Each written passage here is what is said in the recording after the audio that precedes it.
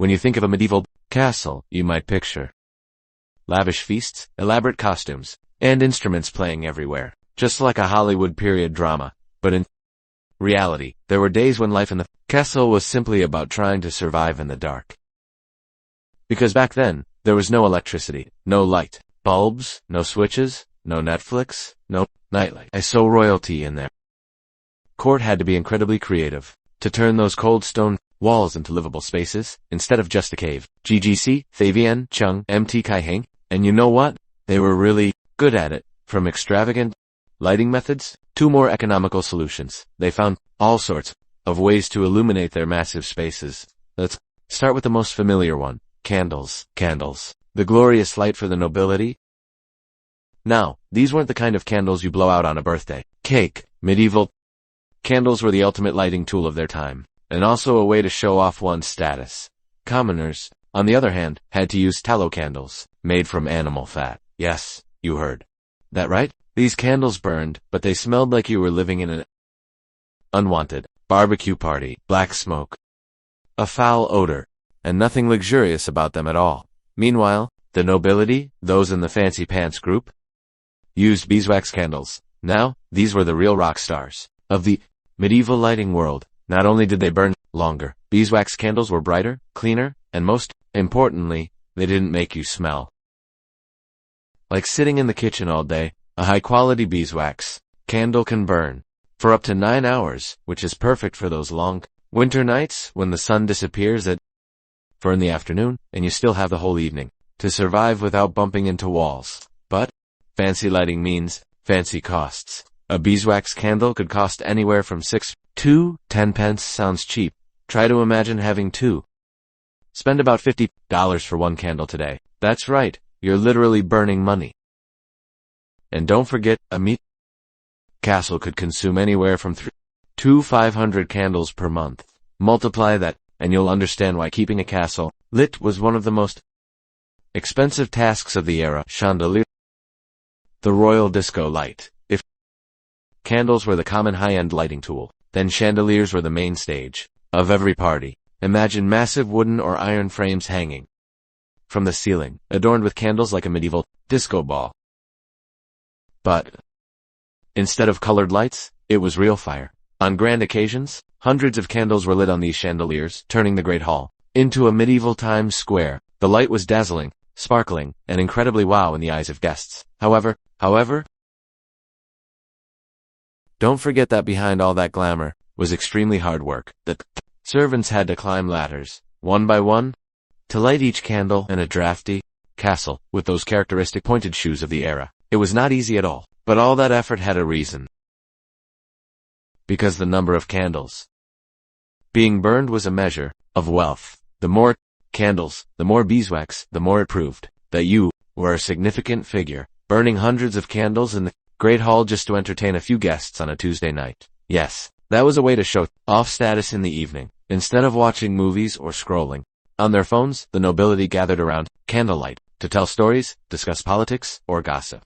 In the castle, even many important decisions were signed under candlelight, which might be why some historical treaties sound a bit silly. Being a light manager was a full-time job. That's right, keeping the castle lit all night wasn't just about lighting a few candles and going to bed. It was a large-scale operation. There had to be a candle reserve, dedicated servants to replace candles, check their burn rate, and replenish them promptly, especially during winter when the sun barely showed its face. You can imagine the entire castle operating like a medieval Yankee candle store. Except there was no festive apple cinnamon scent, but rather the smell of burning beeswax or animal fat wafting everywhere. Oil lamps, the silent warriors of castle illumination. If candles were a symbol of luxury, then oil lamps were a much more practical option. Oil lamps were extremely convenient, like modern-day table lamps. They were easy to carry, easy to refill, and could burn for 12 to 15 hours, longer than a modern workday. So what kind of oil did they use? The list is quite interesting. In the Mediterranean region, olive oil was the most premium choice, burning cleanly, brightly, and without unpleasant odors. Calling it the Tesla of medieval lighting wouldn't be wrong, but in the cold northern regions, things were different. They burned animal fat, flaxseed oil, walnut oil, and even cod liver oil. Yes, You heard that right. The feeling of walking into a room and smelling burnt fish was an indispensable part of the Northern European royal experience. The design of a medieval oil lamp was not complicated at all. You just needed a small container made of metal, ceramic, or terracotta, as long as it wasn't flammable. The medieval people must have learned this the hard way. Inside the container, they poured oil and inserted a wick, woven from flax, hemp, or cotton, and that was it. Self-assembly, no IKEA-style instructions needed. Just don't let it catch fire. Interestingly, oil lamps were not only convenient but also showed that you were practical, while candles, especially beeswax candles, had to be hoarded like doomsday. Perhaps oil could be stored for a long time without spoiling, and you just needed to refill it whenever necessary. It was like having a medieval Costco membership, buy in bulk, save money, use for a long time. Any castle steward who knew how to manage finances would choose oil lamps. Even the placement of oil lamps in the castle was well organized. You would find them in wall niches, on tables, or hanging from specially designed stands. Architects of that era even created special niches with reflective surfaces behind them to amplify the light. This means that besides keeping the castle from being pitch black, they were also very professional in interior design. The greatest strength of oil lamps was their portable. Unlike bulky chandeliers that required a whole team of servants to climb up and light, oil lamps only needed one hand to hold them and another to hold a pastry, and you could wander all over the castle. Yes, perfect for those late night snack runs. It's true, who hasn't grabbed a lamp and snuck down to the kitchen in the middle of the night just to find a pastry? Of course, there were also many times oil spilled on the floor, getting on embroidered carpets, and the next morning, there was a smell no one wanted to mention. Torches, the cool lighting for those who like to overdo it. Oil lamps are convenient. Candles are bright, but if you want to create a blazing, powerful effect, nothing beats a torch. That's right. Torches were the type of light for those who wanted to make a strong impression and had a bit of a flamboyant lifestyle, basically. A torch was a stick about 1 meter long, made from soft wood, like pine or fir. The tip was soaked in tree resin or pine tar to help it burn strongly for a long time, and, very importantly, to burn in rain and wind. It was the ancient version of a Zippo. Lighter, but bigger, smokier, and more dangerous. A castle used between 1,000 and 2,400 pounds of wood per month just for torches, almost the weight of a car. Just imagine how muscular the wood back then must have been.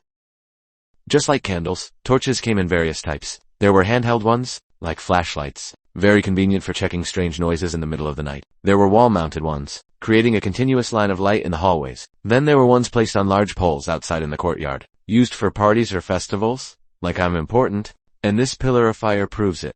The basic burning time is 1 to 2 hours. If you're willing to splurge and add good resin, the duration can extend to 3 or 4 hours, enough to host parties, hold war councils, or wait for the royal jester to emerge from the wine cellar for the 3rd time that night. The fireplace, the soul of every castle room, and then we come to the coziest star.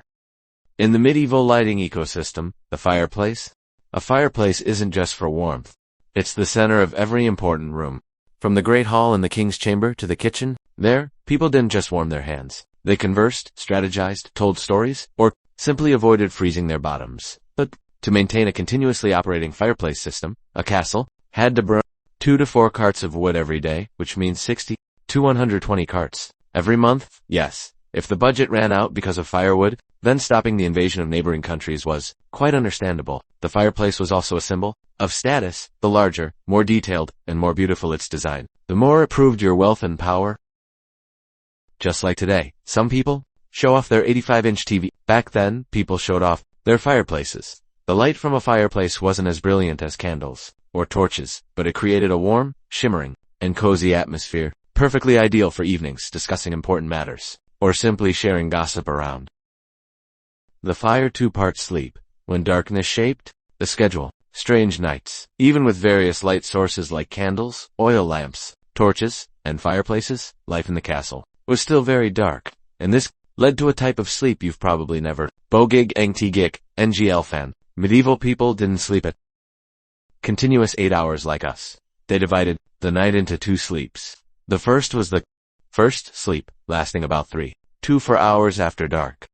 Then they woke up for 1 or 2 hours, called the waking period. in the middle of the night, then continued to sleep their second sleep until morning. During this waking period, people did all sorts of things: reading documents, praying, chatting, having a midnight snack, checking the castle, and even holding secret meetings. One king even liked to wander around the castle, holding a candle, pretending to do royal work, but actually looking for sweets. The interesting thing is that everyone slept this way, from peasants to royalty, and it made perfect sense, because winter nights could last up to 14 hours. If they slept continuously, it would be too long, too boring. Dividing their sleep helped them pass the time more reasonably in a world without TV. Biphasic sleep wasn't just a way to cope with darkness, it also reflected something. The medieval people were very good at utilizing natural light when possible. They lived according to the cycle of the sun, not because of a green lifestyle, but simply because they had no other option. So, when it was bright, the entire castle would switch to capture the light mode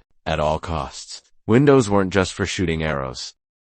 They were also for letting in sunlight. If you've ever seen medieval castles, you'll notice that small, narrow windows like slits, that wasn't a design flaw, but a careful calculation to let in light while ensuring security.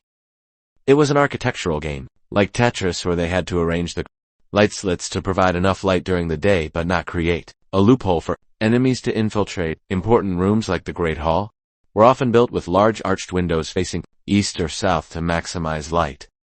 In the morning and early afternoon, the time when the king usually handled court affairs, perhaps that's also why paintings from that era show everyone looking serious. Try to maintain a dignified expression while sunlight shines directly into your eyes throughout the court meeting. Castle courtyards, giant solar panels. Castles were often built around a large courtyard, an open space right in the center.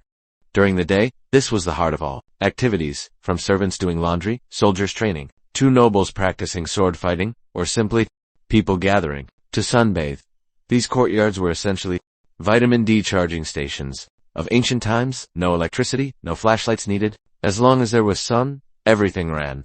Even the architects of that era chose to build castles on plateaus or hillsides, not just for defense, but also to get as much sunlight as possible. That's right, any medieval real estate designer knew well: a good view, plenty of sun, a livable castle, the moon, the street lamp of nights. When the sun set, the only light left was the moonlight. It sounds romantic, but in reality, moonlight played a very important role in nighttime life. At the castle, the guards absolutely loved full moon nights because when they could observe enemies or dangers from afar, without needing to light torches everywhere. And you know that holding a torch patrol at night is like hanging a sign saying "I'm here for every thief." Some wise kings even arranged outdoor diplomatic meetings on full moon nights, creating a sense of mystery, power, and saving on fuel. Though it must be admitted that some treaties were probably signed with illegible scribbles, because no one could clearly see the paper. However, the moon is not always reliable. Clouds, rain, wind, or simply a new moon, and the entire castle would plunge into pitch darkness. In such circumstances, medieval people needed a cheap, effective solution: the rushlight. A commoner's light. It's simple, but extremely clever. When you couldn't afford beeswax candles, didn't have an oil lamp, and certainly couldn't burn a torch in your bedroom, what would you use? Welcome to the rushlight, a DIY candle made from a rush plant, dipped in animal fat. That's right. A cheap, easy-to-make DIY light, perfectly suited for the pockets of the castle's servants. The method is simple. You take a rush plant, like the tall grass that grows near water, peel off the outer layer, keeping the soft pith inside. Then, you dip it into leftover animal fat from meals, and let it dry. Once done, it looks like a fancy toothpick, but it can burn for 15 to 30 minutes. It's not bright, not fragrant, and certainly not luxurious. But in a pitch-dark room, 30 minutes of light is a gift. Just enough to find your way to bed without tripping over furniture. Even the nobility sometimes used rushlights as a backup light source, like a last resort when beeswax candles ran out. One could hold a flickering rushlight and mutter about needing to order more fancy candles urgently. The most valuable aspect of the rushlight was its accessibility, allowing light to be widespread while a king might be reading state documents under the glow of expensive candles. A servant in The kitchen could also mend torn clothes under the flickering light of a rushlight. Everyone had their own light, however small, for working, writing letters, or simply ending a long day, a castle with hundreds of flames.